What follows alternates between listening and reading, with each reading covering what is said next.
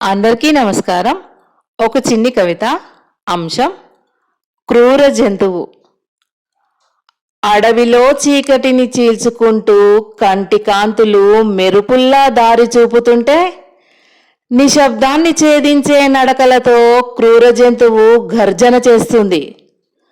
రక్తపు వాసన గాలిలో కలిసినప్పుడు దాని గుండె బలమే కత్తిలా మారుతుంది. ప్రకృతి ఇచ్చిన శక్తి దాని ఆయుధం. దౌర్జన్యం కాదు, బతుకు ధర్మం. జీవితం కోసం వేట దాని పద్ధతి. అరాచకం కాదు, సహజ నిబంధన.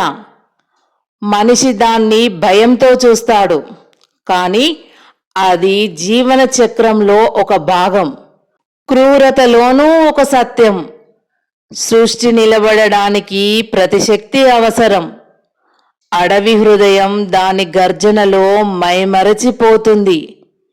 ప్రకృతి శాశ్వత గీతంలో అది స్వరమవుతుంది. ప్రకృతి శాశ్వత గీతంలో అది స్వరమవుతుంది. ధన్యవాదములు.